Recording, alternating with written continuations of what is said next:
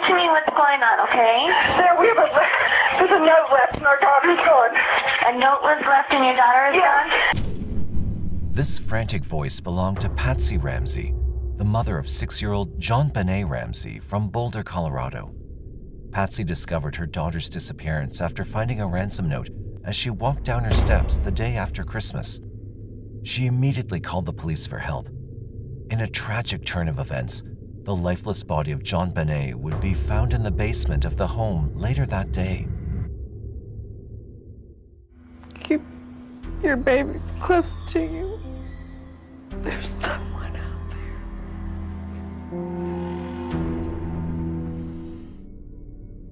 Was it an abduction gone wrong? Or was JonBenét's murder the goal all along? What really happened in that basement on that cold Christmas night in 1996? Welcome back to Mysterious 7, where we shed light on mysterious cases from across the globe. Today, we're looking into the 26-year-old bizarre case of JonBenét Ramsey. If you still haven't subscribed to our channel, please hit the subscribe button and press the notification bell below. Let's dive right into this mystery without any further ado. In 1979, former beauty queen Patsy was only 22 when she met a 14-year senior businessman, John Ramsey. The couple were married the following year on November 5, 1980. John was divorced from his first wife, with whom he had 3 children. After 7 years of marriage, Patsy gave birth to their first son, Burke Ramsey, who was born on January 27, 1987. With his keen interest in business and a master's degree in business administration, in 1989, John formed the Advanced Product Group, one of 3 companies that later merged to become Access Graphics. The following year, on August 6, 1990, Patsy gave birth to their second child, a daughter in Atlanta, naming her JonBenét Patricia Ramsey, her first name an homage to her father, and her middle name to her mother. I wanna be a cowboy sweetheart. God bless America. Shortly after her birth, in 1991, the family moved to Boulder, Colorado for the business. Moving into a mansion in Boulder, the Ramseys were one of the wealthiest families in Boulder. Alongside the 15-bedroom mansion, the family owned 2 private jets, 1 yacht, and 1 holiday home in Michigan. John was, at that time, the CEO of Access Graphics, which would go on to become a billion-dollar company by selling Unix-based computer systems. His net worth was estimated at $6.4 million by 1996. While John took care of the finances, socialite Patsy devoted most of her time at home looking after her 2 children. Burke was a shy and quiet kid, but JonBenét was very well-spoken and outgoing. She was a spark plug. She was very extroverted. You know, we say she showed up in life, it was like, ta-da, I'm here, you know. Starting from when JonBenét was very young, Patsy entered her in children's beauty contests, and she was tremendous in her performances with her poised smile, bouncy blonde hair, and glittery costumes. With her mother's training, who was a pageant girl herself, JonBenét won the first pageant she was ever entered into and would go on to win many more trophies in her short life. She attended High Peaks Elementary School by the time she turned 6 in 1996. The Christmas celebrations in 1996 began like any other Christmas. Little JonBenét got a bike as a Christmas gift that year. The Ramsey family spent the evening at a Christmas party hosted by family friend Fleet White. According to statements, while returning home, JonBenét had fallen asleep in the car, so John carried her up the stairs to her room and put her to bed at around 9:30 p.m. Shortly after, Patsy and John went to bed as they planned to get up early to prepare for a trip to their holiday home on Lake Michigan. The following day, on December 26, 1996, Patsy woke just after 5 a.m. As she was walking down the stairs to the kitchen, she found a 2.5-page ransom note. The note said that JonBenét had been kidnapped by a small foreign faction and was being held for a ransom of $118,000, which needed to be exchanged the next day for her safe return. The letter also warned that if the money was not delivered or the police contacted, the child would be killed. An hysterical Patsy yelled to John as she ran back up the stairs and opened the door to JonBenét's room. Discovering that she wasn't there, they made the decision to call the police. We have a kidnapping. Hurry, please. Explain to me what's going on, okay? There's a note left and our daughter's gone. A note was left and your daughter is gone? How old is your daughter? 6 years old. She's gone. 6 years old. It was at 5:25 a.m. when the 911 call was dispatched. Deputies from the Boulder Police Department arrived at the Ramsey family home just 7 minutes after the call came in. Meanwhile, the Ramseys called several friends and family members over to their home. The officers conducted a quick search of the house and reported no obvious signs of forced entry or any struggle. The only room sectioned off was JonBenét's room, which they believed was the kidnapping scene. Upon finding no evidence in the ransom letter at first glance, detectives had no other option but to wait for the ransom call that was supposed to come in between 8 and 10 a.m. based on the note. When you get home, you will put the money in a brown paper bag. I will call you between 8 and 10 a.m. tomorrow to instruct you on delivery. However, even after waiting for several hours, no such call came in. At around 1 p.m., John was asked by detectives to search the whole house top to bottom to check if anything was missing. John's friend, Fleet White, decided to join him in the search, and together they decided to start from the bottom of the house, which is the basement. As John and Fleet were walking through the basement, they opened the door to a disused wine cellar that had been overlooked by investigators during the initial search. There, they were confronted with a gruesome scene. Inside the darkened basement room, in a corner, little JonBenet was lying lifeless, wrapped in a white blanket and a sweatshirt. Her eyes were closed, her mouth was covered with black duct tape, and a nylon rope was wrapped tightly around her neck. Her right hand was bound with a piece of rope, which was also used to fashion a handcrafted garrote used to strangle her. JonBenet was wearing a white knit shirt with a sequin-decorated star on its chest, and her white underwear was stained with urine. John immediately picked up his daughter's body, loosened up the ropes, tore the tape off her mouth, and brought her to the upstairs living room, potentially destroying crucial evidence in the process. Well, when I first found her, it was just a rush of, thank God I found her. And it was a relief, like an overwhelming relief that I'd found her. And then I realized pretty quickly that she wasn't alive.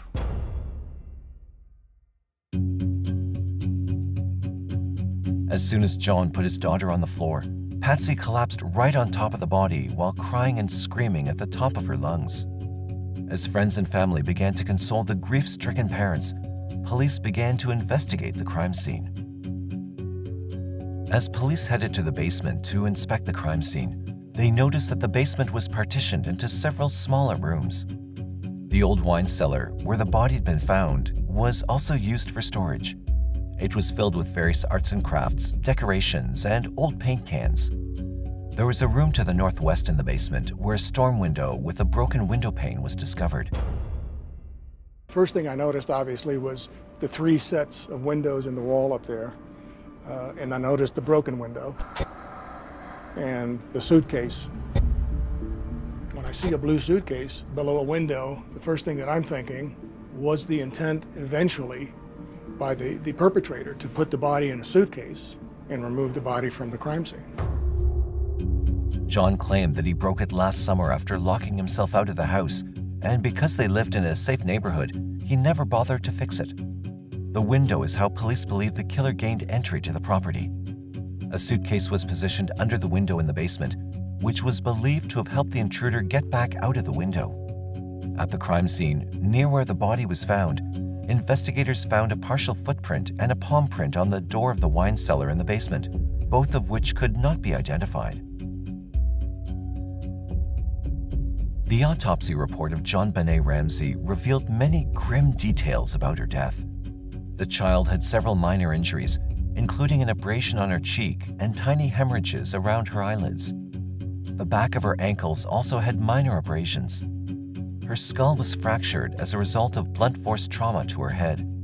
However, the official cause of her death was ruled as asphyxia by strangulation. She'd been strangled twice with a nylon cord, which had been tied to a makeshift garrote, which was made from a broken piece of one of Patsy's paintbrushes. No alcohol or medications were discovered in her system. However, the coroner found traces of pineapple in JonBenét's stomach. Later, her parents claimed they did not remember giving her any pineapple the night before she died, but there was a bowl of pineapple in the kitchen which had her 9-year-old brother Burke's fingerprints on it.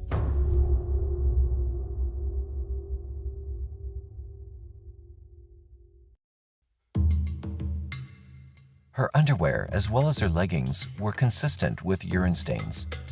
Her area was wiped clean, and the underwear did not contain any. However, it had DNA from an unknown male. Even with all this evidence, investigators were not able to link anyone to the crime. But later in the investigation, all these pieces of evidence separately gave birth to many theories. Although JonBenét was strangled by a nylon cord, the object that was used to hit her in the head was never identified, despite a few objects having been called up for debate. A metal baseball bat was found by the wine cellar door later on in the search, but this could have been placed there by one of the staff on the property. Another object in question is the flashlight found on the kitchen counter, the head of which was consistent with the shape of the injury found on JonBenét's head. Needless to say, the Boulder Police Department failed to properly secure the crime scene and protect evidence. They not only let the family and friends roam around the house, with some of them even cleaning up, but they also sent John to search the house instead of doing it themselves. Their negligence compromised potential evidence which might have been left at the crime scene, as well as on the victim's body. After their initial fumble, the investigation took a different direction. Investigators started with a theory of intruders, but soon they zeroed in on the Ramseys due to some concerning evidence. Apparently, investigators discovered that not only the ransom note was written on one of Patsy's notepads using her pen, but handwriting experts from CBI who had eliminated John Ramsey as the note's author couldn't do the same for Patsy. Comparing the ransom note with Patsy's handwriting sample, they could neither eliminate her as the writer nor say definitively that she was. Investigators made another startling discovery regarding the note. The ransom money was the exact same amount as John Ramsey's Christmas bonus from that year. Police found it extremely odd that not only did the intruders demand only $118,000, which is considerably low compared to the millions the Ramseys had in their bank account, but they also took time writing and practicing a ransom note inside the house. The extremely long and bizarre note also contained several movie quotes, which perplexed investigators. If we catch you talking to a stray dog, she dies. In the movie, instead of it actually being a dog breed is actually mentioned. If you alert bank authorities, don't try to grow a brain, John. A certain character who was an LAPD police officer who was on a runaway bus was talking to a mad bomber on his cell phone. The movie was Speed. There was another red flag investigators focused their attention on. John and Patsy claimed that their eldest child, Burke, who was just 9 years old during the incident, was sleeping the entire time Patsy and John were frantically looking for their daughter and was only awoken by his father after they called the police. Yet the 911 dispatcher claimed that she heard the voice of a third person when Patsy thought she hung up the call but was still on the line. Some people assumed that the voice was Burke's. So I remained on the phone trying to hear what was being said. It sounded like there were 2 voices in the room, maybe 3 different ones.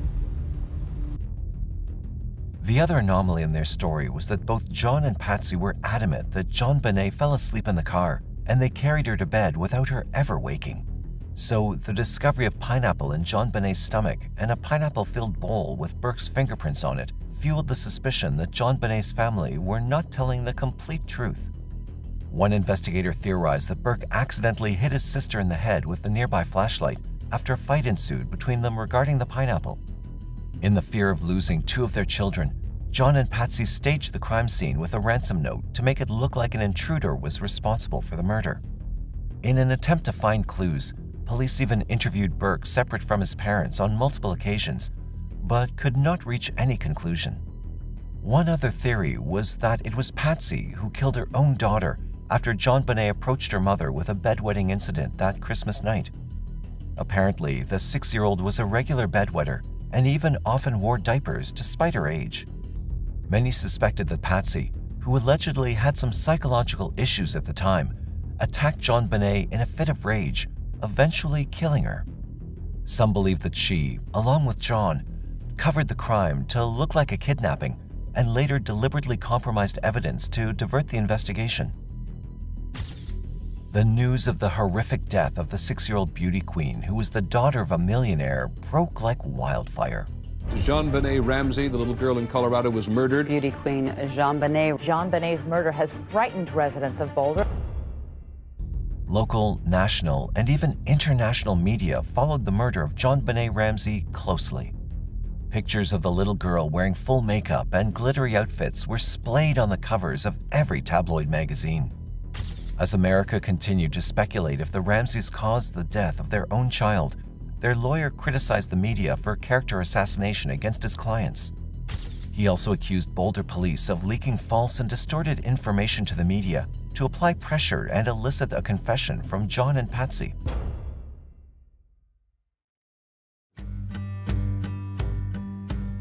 Just a day after JonBenét's burial in St. Francis Episcopal Cemetery in Marietta, Georgia, John and Patsy gave their first public appearance. On January 1, 1996, the Ramsey parents pleaded on CNN for help finding their daughter's murderer. In their first public comment on the murder, Patsy says that there's a killer on the loose. There is a killer on the loose. I don't know who it is. I don't know if it's a he or a she. But if I were a resident of Boulder, I will tell my friends to keep your babies close to you. Many people, including some in law enforcement, found the interview and their body language suspicious, but no solid proof ever emerged in support of the theory. This interview forged a path for dozens of other interviews from the Ramsey family over the years, but none led to any significant clues that could unravel the mystery. It was months before investigators were able to obtain the clothing the Ramseys had worn the night their daughter was killed, and even longer before they could get access to the parents' phone records and credit card bills. While there had already been a DNA test done by the Colorado Bureau of Investigation, a secondary one was done by Maryland's Cellmark Laboratories, and JonBenét's parents remained under the umbrella of suspicion. Needless to say, the Ramsey family was extremely upset with the investigation. They felt that both Boulder police and the media were targeting them deliberately without any hard evidence. Just months after the murder, once these allegations came to light, the Ramseys stopped cooperating and stopped giving interviews to police, despite previously cooperating with the investigation and even submitting their DNA samples willingly. The Ramseys' attorneys wanted all the questions.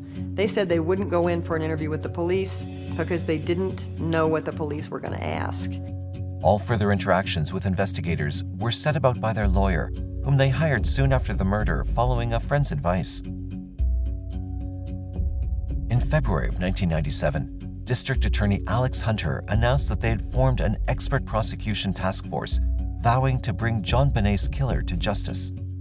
The team included forensic expert Henry Lee and DNA specialist Barry Scheck, who were both involved with O.J. Simpson's defense team. In March of the same year, just 3 months after the killing, the DA asked Detective Lou Smith, who had longtime expertise involving tricky homicides, to join the investigation.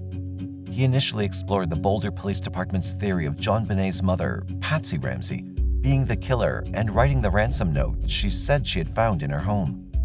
However, 18 months after joining the investigation, Detective Smith resigned, accusing the Boulder police of unfairly targeting the Ramseys as suspects, despite substantial evidence to the contrary.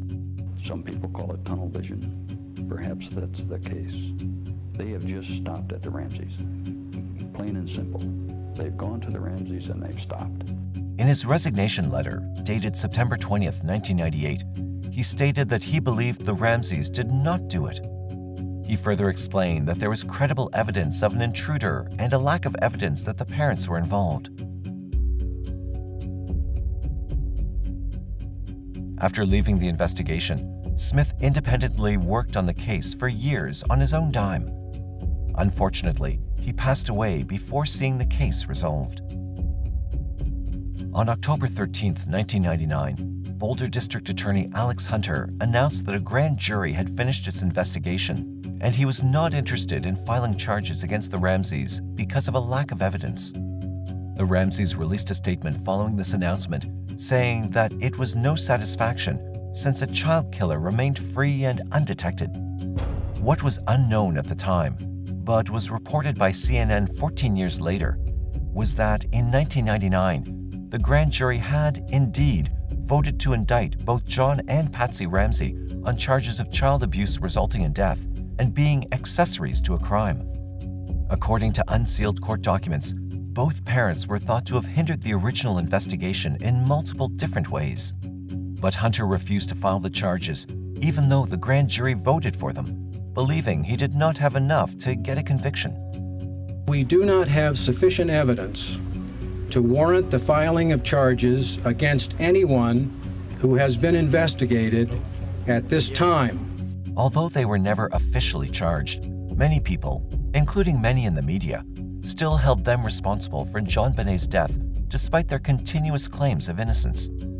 The Ramsey family continued giving interviews at regular intervals and even released a book entitled Death of Innocence in 2000, naming 3 potential suspects, none of whom would ever be held accountable for the murder. In 2006, the Ramsey family faced another tragic loss. After a long battle with ovarian cancer, Patsy Ramsey took her last breath on June 24, 2006, at the age of 49. As years passed, the Ramsey family continued to protest their innocence as they continued to demand justice for JonBenét. On July 9, 2008, nearly 12 years after the murder, in a press conference, Boulder District Attorney Mary Lacey publicly exonerated and cleared the entire Ramsey family of responsibility for the death of JonBenét Ramsey. Lacey cited new methods of DNA analysis suggesting that the Ramsey family did not have anything to do with their daughter's killing. In a letter, she also apologized to the family for contributing in any way to the public perception that they might have been involved in this crime. In August 2009, Boulder police announced that they were reactivating the case with the help of a newly created 20-person advisory task force to further work on JonBenét's murder. Since then, the case has remained open, though no new suspects have been named publicly. Investigators revealed in a statement that they had tested over 1,500 pieces of evidence, analyzed nearly 1,000 DNA samples, interviewed more than 1,000 individuals, and investigated over 21,000 tips through 19 states, but always came up empty-handed. In late 2016, just months before the 20th anniversary of JonBenét's murder, CBS released a special on this crime, where a team of investigators suggested a theory that involved John and Patsy Ramsey creating a fake crime scene to cover up Burke Ramsey's involvement in accidentally killing his younger sister. After its release, Burke filed a $750 million defamation lawsuit against CBS, the producers of the documentary, as well as the experts who were seen in the documentary. Burke also separately sued a forensic pathologist who gave an interview promoting the documentary.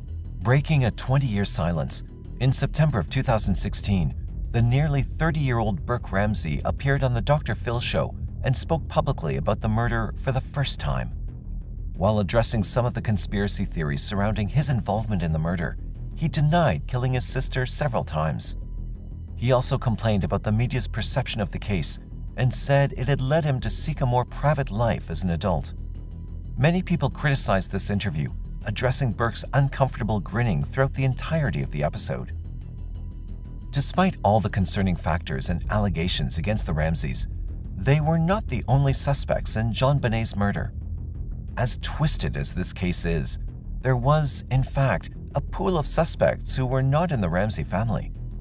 Over the years, a number of people were under the light of suspicion for the little girl's tragic demise. Unfortunately, every effort from the investigation to look into them was in vain. One of those suspects was Gary Oliva, a then 32-year-old known sex offender in Boulder, Colorado. Given the fact that there was unknown male DNA on JonBenét's underwear and she was thought to have been sexually molested, Gary was looked into as a suspect. More concerningly, the convicted pedophile had been living in the area on and off when police allegedly found a magazine cutout with JonBenét's picture in his backpack after he was apprehended on drug charges in 2000. Allegedly, not long after this murder, he also confessed to one of his friends about hurting a little girl. And I get this terrifying phone call. He's screaming, "I heard a little girl." It was shock. It was pure shock. He was soon released from prison, but the suspicions remained. However, in later years, he was cleared as a suspect based on DNA testing. Another potential suspect was an electrician named Michael Helgoth, who worked in a nearby auto salvage yard around the time of the murder. Allegedly, Michael had been tied to an alleged property dispute involving the Ramseys. The investigating officers speculated whether or not he was involved in the despicable act of JonBenét's murder out of revenge against her parents. Allegedly, Helgoth made multiple concerning statements to one of his colleagues shortly before JonBenét's murder, such as he couldn't wait until Christmas, as he and a partner were about to make $50,000 to $60,000 each. He also made a comment about what it would feel like to crack a human skull. Oddly enough, he committed suicide just 2 days after a 1997 press conference announcing that the Boulder DA was zeroing in on a new suspect. However, Helgoth has since been cleared by DNA. In 2006, investigators seemingly got a breakthrough in the case out of the blue when a former schoolteacher, John Mark Carr, confessed to JonBenét's death in graphic detail, saying that it was an accident. Carr was arrested in Thailand, where he'd been living after facing child pornography charges in the U.S. John Mark Carr, 41 years old, was arrested for the murder of JonBenét Ramsey yesterday morning at approximately 6 a.m. in Bangkok, Thailand. He was immediately flown to Boulder for questioning, but his testimony was not consistent with the details of the crime. He claimed that he drugged JonBenet before her murder, but there were no traces of drugs found in the victim's system during the autopsy. In his confession, he'd mostly provided only basic facts that were publicly known and failed to provide any additional convincing details. He was ultimately cleared after his DNA failed to match the profile of an unknown male found on the victim, and written off as a pedophile who was after notoriety and fame. However, his confession and arrest made headlines in the international media, eventually turning into a media fiasco. Bill McReynolds, a retired professor and a family friend, also found himself on the police radar regarding the death of JonBenet. McReynolds had dressed up as Santa Claus the week before JonBenét's murder to entertain the neighborhood children at one of Patsy's famous Christmas gatherings, and allegedly gave JonBenet a card promising her a special gift after Christmas. Allegedly, McReynolds was rumored to have paid a little too much attention to JonBenet, going so far as to arrange a secret visit from Santa Claus on Christmas Eve. His strange behavior made him a questionable man in the eyes of authorities, as well as the Ramsey family. To add fuel to the fire, there were two more coincidences that emerged upon digging into McReynolds' past. His own daughter was abducted along with one of her female friends and was forced to witness the sexual assault of her friend exactly 22 years to the day before JonBenet's murder. Additionally, McReynolds' wife wrote a play about a young girl being sexually assaulted and murdered in a basement, a story that was eerily similar to JonBenet's. However, the story was based on the true story of Sylvia Likens. Despite this particular suspect generating buzz in the media, it failed to amount to anything substantial. After McReynolds' death in 2002, however, authorities deemed him highly unlikely to have been responsible for the crime. According to one theory, a 68-year-old Colorado woman, Bernice Johnson, an inmate at the Denver Women's Correctional Facility, claimed that her ex-partner and her daughter's father, Todd Fuss, had some role to play in the JonBenet Ramsey case.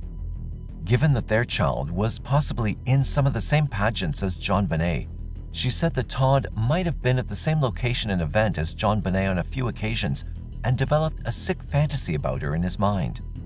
She also made allegations that he had previously been caught watching young girls. While this claim itself led to a whole new theory, Todd was later cleared after his DNA did not match the crime scene DNA. The last suspect in this list is Linda Hoffman Pugh, who voiced her suspicions about Patsy for accidentally killing JonBenét. While Linda worked as a housekeeper, her husband Mervyn Pugh worked as a handyman for the Ramsey family.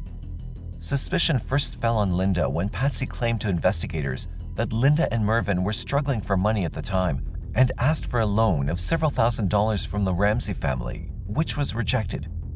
Investigators speculated that Linda, who was known to carry a key to the home, could have led a trusting JonBenét down into the basement on Christmas night in an attempt to trick her employers into leaving money for her ransom, but somehow ended up accidentally killing her. It was also possible that she could have learned about John Ramsey's Christmas bonus and chosen that as her demand. Additionally, she did not even have a solid alibi for the night of the murder. Reportedly, police took her fingerprints and several strands of her hair, but never officially charged her as a suspect in JonBenét's slaying. Just a few months ago, John Ramsey came out with his take on the investigation, and needless to say, he was not very pleased with it. In fact, John Ramsey slammed the investigators for not doing their job properly, as he believed that there was a huge connection between his daughter's murder and a frightening attack carried out just 9 months later on another young girl who went to the same dance school as JonBenét. The perpetrator, however, was never found, just like in the case of our slain beauty queen. Riddled with conflicting theories, false confessions, and a pool of suspects, the 26-year-old mystery of who killed America's tiny pageant queen has long become a white whale for conspiracy theorists and armchair detectives alike. Just last year, John Ramsey started a campaign for the case to be sent to be handled by another agency, and for DNA samples to be sent to a private lab to be retested with the latest DNA technology. As of now, the killer has still not been found, and no official suspects have been publicly named. However, supporters, investigators, and JonBenét's existing family still hold out hope that one day this tragic murder will be solved. The case, which is considered one of the most notorious unsolved murders in America, continues to baffle people.